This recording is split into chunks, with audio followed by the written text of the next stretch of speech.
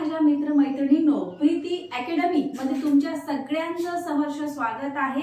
Preeti academy या चॅनलवर आपण टीईटी, सीटेट, टेट आणि एनव्हीएस टीजीटी मराठी या विषयांची या टीचिंग एक्झामची प्रिपरेशन करत असतो। आजचा हा जो आपला व्हिडिओ आहे हा खूप जास्त महत्त्वाचा आहे। व्हिडिओ जर तुम्हाला आवडला तर नक्कीच त्याला लाईक आणि सबस्क्राइब आणि ज्याला गरज आहे त्याला शेअर करायला विसरू नका।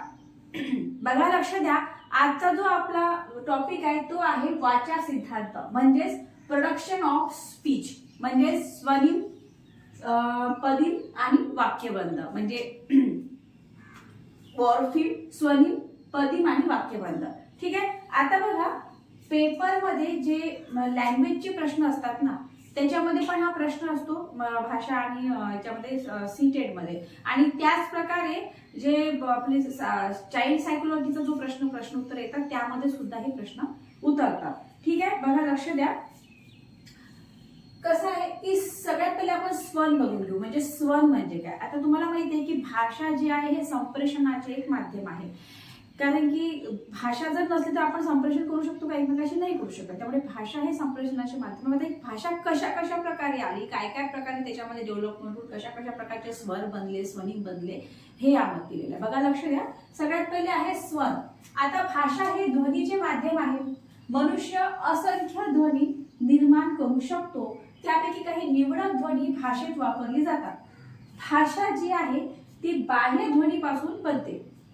स्वनांची ही निवड भाषेगणिक वेगळी असते आणि स्वनांचा अभ्यास हा भाषा निरपेक्ष असतो। बघा, सगळ्यात पहिले स्वर। स्वन काय? हे भाषा जी असते हे ध्वनीचे एक माध्यम आहे, आणि मनुष्य काय असंख्य ध्वनी निर्माण करू शकतो, है ना। मनुष्य असंख्य ध्वनी निर्माण करू शकतो, आणि त्यापैकी काही निवडक ध्वनी काय असतात जी भाषेमध्ये वापरली जातात।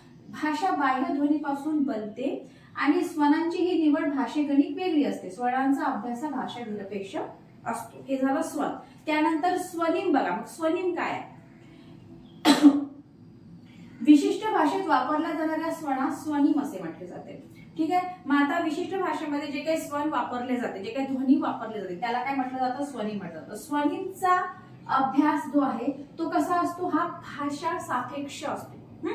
आणि विशिष्ट भाषेतील सादृश्य स्वनांच्या गटाला किंवा स्वनिक उच्चारण साम्य असणाऱ्या स्वनांच्या गटाला स्वनिम असे म्हणतात। बघा, स्वनिमची इथे डेफिनेशन दिलेली आहे। स्वनिम म्हणजे काय?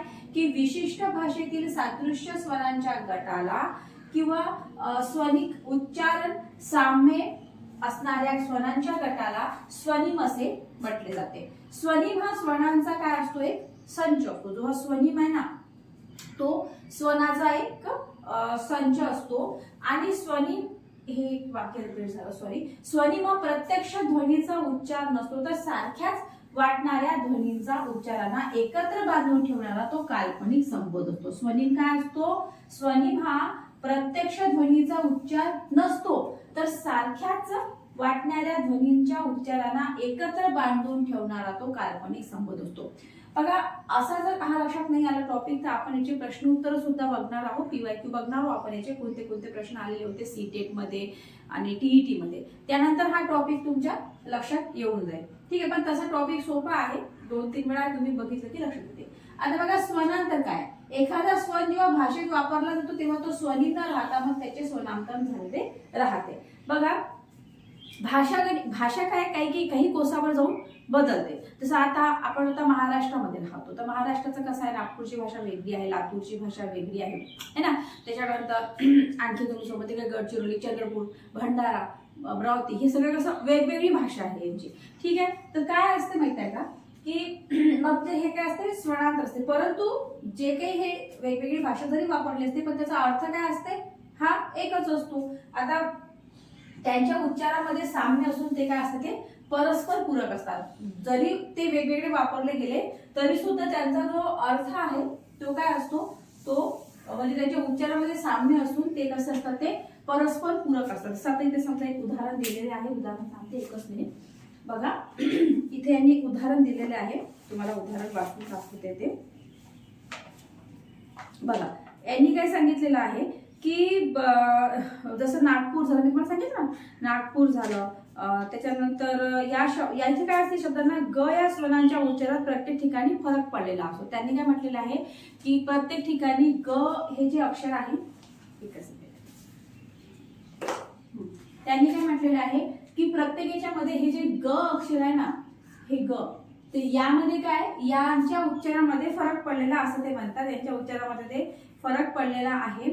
मग आता त्याच्यामध्ये काय म्हटलं त्यांनी की त्यांच्या अर्थामध्ये फरक नाही, त्यांच्या उच्चारात साम्य असून ते परस्पर पूरक आहे. उच्चार साम्य, परस्पर पूरकता आणि एकार्थत्व यामुळे या सर्व शब्दातील ग ला ग स्वनिमांचे स्वनांतर असे म्हणतात. म्हणजे त्यांनी असं म्हटलं आहे की वेगवेगळ्या ठिकाणी आता हा नागपूर झाला त्यांनी सांगितलं, नागपूर भाग सांगितला, त्यानंतर त्यांनी चंद्रपूर साईड वगैरे सांगितलं ग या अक्षरामध्ये थोडंसं डिफरन्स आहे. कोणी त्याला म्हणजे कोणी त्याचा उच्चार कसा करतो, कोणी त्याचा उच्चार कसा करतो, परंतु काय होते की त्यांचा जो अर्थ आहे तो अर्थ याचा काय असते हा एकच राहतो.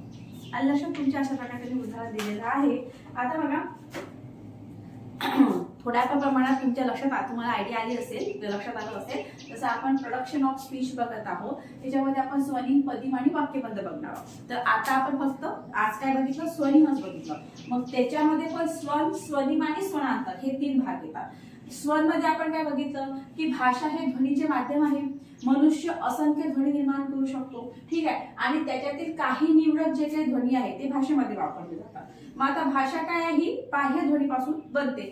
मग आता स्वरांची ही निवड भाषेगणिक वेगळी असते आणि स्वरांचा जो अभ्यास आहे हा भाषा निरपेक्ष असतो. हा झाला एक पॉईंट. मग आला स्वनिम. मग आता स्वनिम काय म्हटलं की विशिष्ट भाषेत वापरल्या जाणाऱ्या मग जे स्वन आहे त्या स्वनास तुम्ही स्वनिम म्हणतात. ते डेफिनेशन दिली आहे की विशिष्ट भाषेतील सादृश्य स्वनांच्या गटाला किंवा स्वनिक उच्चारण साम्य असणाऱ्या स्वनांच्या गटाला स्वनिम असे म्हणतात. स्वनिम हा स्वनांचा एक संच असतो, स्वनांचा संच असतो. आणि स्वनिम हा जो आहे हा प्रत्यक्ष ध्वनीचा उच्चार नसतो तर सारख्याच वाटणाऱ्या ध्वनींच्या उच्चारांना एकत्र बांधून ठेवणारा तो काल्पनिक संबोध हा असतो, ठीक आहे. आणि बघा मग आला स्वनांतर. तर एखादा स्वन जेव्हा भाषेत वापरला जातो तेव्हा तो स्वनिम न राहता त्याचे स्वनांतर झालेले राहते. त्यांच्या उच्चारात साम्य असून ते काय असतात परस्पर पूरक असतात. तिथे उदाहरण सांगितलं मी तुम्हाला. नागपूरमध्ये वेगळी लागली जाते, तिकडे चंद्रपूर साईडला वेगळी भाषा वापरली जाते, गडचिरोली साईडला वेगळी जाते. म्हणजे पण त्याच्यामध्ये कसे असते ते साम्य राहते उच्चारामध्ये, ठीक आहे. या व्हिडिओमध्ये एवढं. पुढील व्हिडिओमध्ये आपण मॉर्फिम बद्दल बघणार आहोत, म्हणजे पदिम बद्दल बघणार आहोत. नोट्स अवेलेबल आहे. नोट्स कोणाला जर हव्या असतील तर त्यांनी नक्कीच मला मेसेज करावा, त्यांच्यापर्यंत नोट्स त्या प्रोव्हाइड केल्या जातील, ठीक आहे. थांबू आता आपण.